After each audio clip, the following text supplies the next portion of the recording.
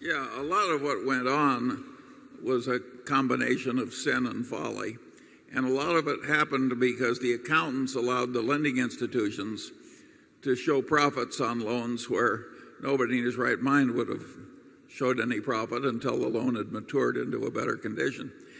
And once again, if the accountants lay down on their basic job, why, huge excess and folly is going to come inevitably, and that happened here. The national experience with low interest starter home loans to what I would call the deserving poor has been very good.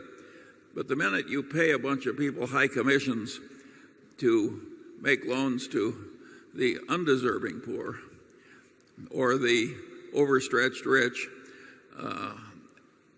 you can get loan losses that are staggering. And I don't see how the people did it and still shaved in the morning, because looking back at them was a face that was evil and stupid.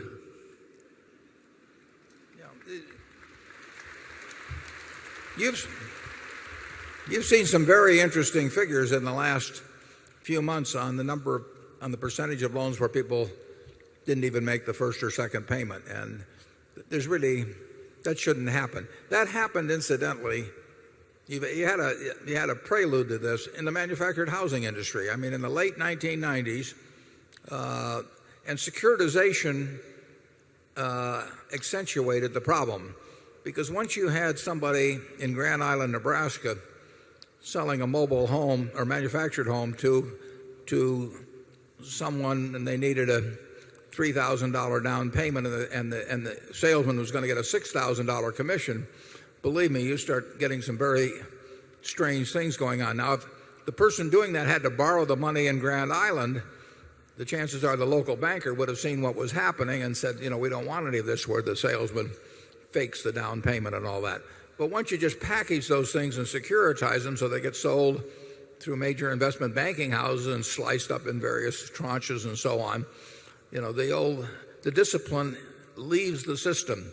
And securitization really accentuates that, and we have had that in subprime loans just as we had it in manufactured housing 6 or 7 years ago.